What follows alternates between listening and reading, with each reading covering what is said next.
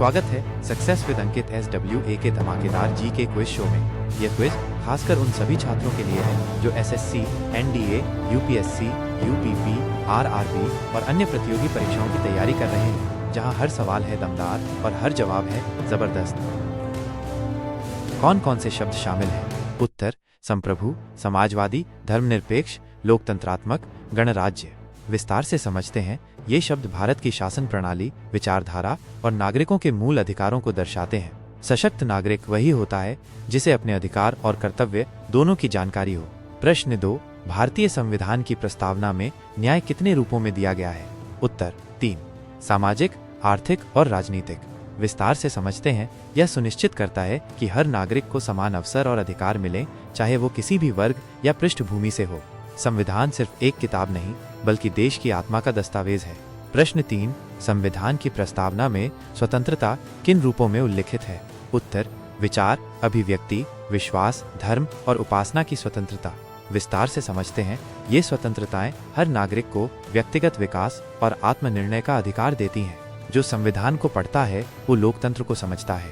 प्रश्न 4, भारतीय संविधान की प्रस्तावना में भाईचारा किसके बीच स्थापित करने की बात करता है? उत्तर: भारत के सभी नागरिकों के बीच। विस्तार से समझते हैं। ये सामाजिक समरसता और एकता को बढ़ावा देता है, जिससे भेदभाव कम हो। संविधान वो राह है जो एक सशक्त और समरस समाज की ओर ले जाती है। प्रश्न 5, संविधान की प्रस्तावना में गणराज्य शब्द का क्या अर्थ है? उत्तर: राष्ट्र का प्रमुख जनता द्वारा निर्वाचित होता है, विरासत में नहीं मिलता। विस्तार से समझते हैं। इसका मतलब है कि भारत में राष्ट्रपति जनता के द्वारा अप्रत्यक्ष रूप से चुना जाता है। लोकतंत्र की असली ताकत संविधान में निहित होती है। प्रश्न 6, संविधान की प्रस्तावना में किसे We the people द्वारा अपनाया गया बताया गया है? उत्तर: भारतीय संविधान। विस्तार से समझते हैं। इसका अर्थ है कि संविधान जनता द्वारा, जनता के लिए और जनता का बनाया गया है। देश की दिशा और दशा तय करता है उसका संविधान। प्रश्न 7, संविधान सभा ने प्रस्तावना को कब अपनाया था? उत्तर: 26 नवंबर 1949। विस्तार से समझते हैं। यही दिन संविधान दिवस के रूप में मनाया जाता है, जब संविधान को औपचारिक रूप से अपनाया गया था। सच्चा देशभक्त वही है जो संविधान का पालन करता है। प्रश्न 8, संविधान की प्रस्तावना में लोकतंत्र का क्या अर्थ है? उत्तर: सरकार जनता द्वारा चुनी जाती है। विस्तार से समझते हैं। इसमें हर नागरिक को मतदान का अधिकार होता है, जिससे वे अपने प्रतिनिधि चुनते हैं। संविधान की प्रस्तावना भारत के सपनों का आईना है। प्रश्न 9, भारतीय संविधान की प्रस्तावना में धर्मनिरपेक्ष शब्द कब जोड़ा गया? उत्तर: 42वें संशोधन द्वारा 1976 में। विस्तार से समझते हैं। यह शब्द यह दर्शाता है कि भारत का कोई राजधर्म नहीं है और सभी धर्मों को समान सम्मान दिया जाता है।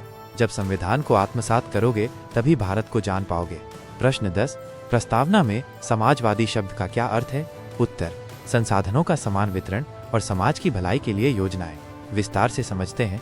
यह विचारधारा सभी नागरिकों को बराबरी के अवसर और लाभ देने की बात करती है।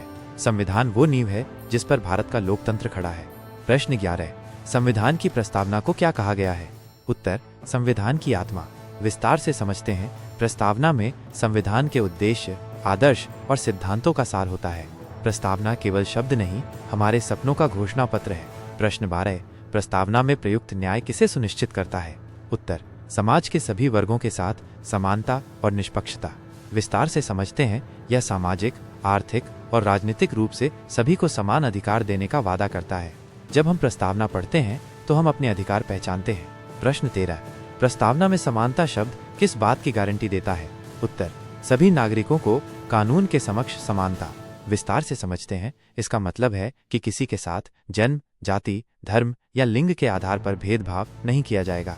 हर नागरिक की बराबरी का सपना प्रस्तावना में साकार होता है। प्रश्न 14, संविधान की प्रस्तावना का मूल उद्देश्य क्या है? उत्तर: भारत को एक संप्रभु, समाजवादी, धर्मनिरपेक्ष, लोकतांत्रिक गणराज्य बनाना। विस्तार से समझते हैं। ये उद्देश्य देश को स्वतंत्र, न्याय संगत और समानता पर आधारित बनाता है। संविधान की प्रस्तावना भारत की विचारधारा को दर्शाती है। प्रश्न 15, संविधान की प्रस्तावना के कितने भाग हैं? उत्तर: 4 भाग। प्रस्तावना की शुरुआत, उद्देश्य, नागरिकों को प्रदान की गई स्वतंत्रता और अंगीकरण तिथि। विस्तार से समझते हैं। इन भागों से संविधान की पूरी रूपरेखा का अंदाजा लगाया जा सकता है। जब हम संविधान पढ़ते हैं तो हम खुद को समझते हैं। प्रश्न 16, संविधान की प्रस्तावना में अखंडता किसका प्रतीक है? उत्तर: राष्ट्र की एकता और अखंड स्वरूप। विस्तार से समझते हैं, यह बताता है कि भारत एक अविभाज्य गणराज्य है जो विविधता में एकता को दर्शाता है। भारत की आत्मा को जानना है तो प्रस्तावना को पढ़ो। प्रश्न 17, संविधान की प्रस्तावना में स्वतंत्रता किन अधिकारों से संबंधित है? उत्तर, विचार, अभिव्यक्ति, विश्वास, धर्म और उपासना की स्वतंत्रता। विस्तार से समझते हैं, ये नागरिकों को अपने विचार और आस्था को स्वतंत्र रूप से व्यक्त करने की अनुमति देता है। संविधान का हर शब्द स्वतंत्रता की गूंज है। प्रश्न 18, संविधान की प्रस्तावना किस ऐतिहासिक दस्तावेज से प्रेरित है? उत्तर, अमेरिका की संविधान प्रस्तावना। विस्तार से समझते हैं, भारत की प्रस्तावना में भी वी द पीपल शब्दों का प्रयोग अमेरिका की तरह हुआ है। देश की सबसे बड़ी ताकत उसका संविधान होता है। प्रश्न 19, प्रस्तावना को संविधान में कहाँ स्थान दिया गया है? उत्तर, संविधान के प्रारंभ में। विस्तार से समझते हैं, यह संविधान का परिचय है जो इसकी मूल भावना को दर्शाता है। जो संविधान को समझता है वो लोकतंत्र की ताकत बनता है। प्रश्न 20, क्या प्रस्तावना भारत के संविधान का हिस्सा है? उत्तर, हाँ, केशवानंद भारती केस 1973 में इसे संविधान का हिस्सा माना गया। विस्तार से समझते हैं, सुप्रीम कोर्ट ने कहा कि प्रस्तावना संविधान की प्रस्तावना होते हुए भी उसका अभिन्न अंग है। प्रस्तावना केवल शब्द नहीं, एक प्रेरणा है भविष्य के लिए। प्रश्न 21, किस संशोधन द्वारा प्रस्तावना में परिवर्तन किया गया था? उत्तर, 42वें संविधान संशोधन 1976। विस्तार से समझते हैं, इसमें समाजवादी, धर्मनिरपेक्ष और अखंडता शब्द जोड़े गए थे। संविधान की प्रस्तावना वह प्रकाश है जो अंधकार में भी रास्ता दिखाती है। प्रश्न 22, we the people of India का क्या महत्व है? उत्तर, यह बताता है कि संविधान जनता द्वारा जनता के लिए बनाया गया है। विस्तार से समझते हैं, इसमें सर्वोच्च शक्ति लोगों के हाथों में होने की बात कही गई है। संविधान की प्रस्तावना जनतंत्र का पहला अध्याय है। प्रश्न 23, प्रस्तावना किस संविधान विशेषज्ञ ने लिखी थी? उत्तर, पंडित जवाहरलाल नेहरू द्वारा प्रस्तुत उद्देश्य प्रस्ताव से प्रेरित। विस्तार से समझते हैं, नेहरू द्वारा प्रस्तुत मूल प्रस्ताव को ही प्रस्तावना का आधार बनाया गया। संविधान की प्रस्तावना भारत का विजन स्टेटमेंट है। प्रश्न 24, प्रस्तावना को मूल अधिकारों के साथ कैसे जोड़ा जा सकता है? उत्तर, प्रस्तावना में उल्लिखित सिद्धांत मूल अधिकारों की आधारशिला हैं। विस्तार से समझते हैं, न्याय, स्वतंत्रता, समानता और भाईचारा ये मूल अधिकारों का मार्गदर्शन करते हैं। प्रस्तावना से ही संविधान की आत्मा झलकती है। प्रश्न 25, प्रस्तावना में प्रयुक्त लोकतंत्रात्मक शब्द का क्या अर्थ है? उत्तर, जनता की भागीदारी से चुनी गई सरकार। विस्तार से समझते हैं, इसमें नागरिकों को अपने प्रतिनिधि चुनने का अधिकार प्राप्त होता है। लोकतंत्र का बीज संविधान की प्रस्तावना में बोया गया था। प्रश्न 26, संविधान की प्रस्तावना में कितनी बार संशोधन हुआ है? उत्तर, केवल एक बार, 42वें संशोधन द्वारा। विस्तार से समझते हैं, इसमें 3 शब्द जोड़े गए थे और अन्य कोई परिवर्तन नहीं किया गया है। प्रस्तावना में ही वो ऊर्जा है जो देश को एकजुट रखती है। प्रश्न 27, प्रस्तावना में प्रयुक्त गणराज्य का एक प्रमुख लक्षण क्या है? उत्तर, राष्ट्राध्यक्ष का चुनाव जनता द्वारा होता है। विस्तार से समझते हैं, भारत में राष्ट्रपति जनता के प्रतिनिधियों द्वारा निर्वाचित होता है, वो वंशानुगत नहीं होता। संविधान की प्रस्तावना हर नागरिक का अधिकार पत्र है। प्रश्न 28, किस केस में प्रस्तावना को संविधान का हिस्सा माना गया? उत्तर, केशवानंद भारती बनाम केरल राज्य केस 1973। विस्तार से समझते हैं, इस केस ने प्रस्तावना को संविधान की मूल संरचना का हिस्सा बताया। प्रस्तावना भारत के सपनों का पहला कदम है। प्रश्न 29, प्रस्तावना का न्यायपालिका पर क्या प्रभाव है? उत्तर, यह न्यायपालिका को संविधान की व्याख्या में मार्गदर्शन देती है। विस्तार से समझते हैं, जब संविधान अस्पष्ट होता है तो न्यायालय प्रस्तावना के सिद्धांतों को देखकर निर्णय लेती है। संविधान के शब्दों में भारत का भविष्य लिखा है। प्रश्न 30, प्रस्तावना के अनुसार भारत किस प्रकार का राष्ट्र है? उत्तर, संप्रभु, समाजवादी, धर्मनिरपेक्ष, लोकतांत्रिक गणराज्य। विस्तार से समझते हैं, ये विशेषताएं भारत की राजनीतिक पहचान और उद्देश्यों को दर्शाती हैं। संविधान की प्रस्तावना केवल शुरुआत नहीं, दिशा और दृष्टि भी है। प्रश्न 31, संविधान की प्रस्तावना में भाईचारा शब्द का क्या उद्देश्य है? उत्तर, सभी नागरिकों में एकता और आपसी सद्भाव बनाए रखना। विस्तार से समझते हैं, इससे जाति, धर्म, भाषा और क्षेत्र के भेदभाव को खत्म करने का संदेश दिया जाता है।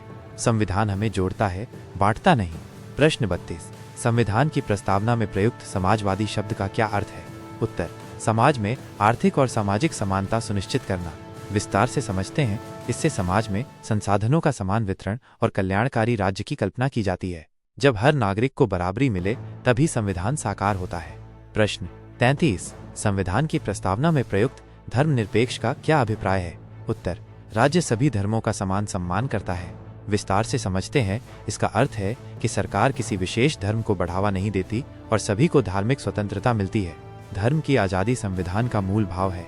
प्रश्न 34। संविधान की प्रस्तावना में प्रयुक्त संप्रभुता शब्द का क्या अर्थ है?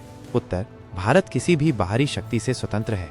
विस्तार से समझते हैं। इसका मतलब है कि देश अपने निर्णय स्वयं लेता है और उसके ऊपर कोई विदेशी नियंत्रण नहीं है। संप्रभुता ही देश की असली ताकत होती है। प्रश्न 35। संविधान की प्रस्तावना किस दिन अंगीकृत की गई थी? उत्तर, 26 नवंबर 1949। विस्तार से समझते हैं। इसी दिन संविधान सभा ने संविधान को अपनाया और ये तिथि संविधान दिवस के रूप में मनाई जाती है। संविधान दिवस हमें अपने कर्तव्यों की याद दिलाता है। प्रश्न 36। संविधान कब लागू हुआ था? उत्तर, 26 जनवरी 1950। विस्तार से समझते हैं। इसी दिन भारत गणराज्य बना और इसलिए इसे गणतंत्र दिवस के रूप में मनाया जाता है। गणतंत्र दिवस हमारे संविधान की जीत का प्रतीक है। प्रश्न 37। न्याय शब्द संविधान की प्रस्तावना में किस प्रकारों में विभाजित है? उत्तर, सामाजिक, आर्थिक और राजनीतिक न्याय।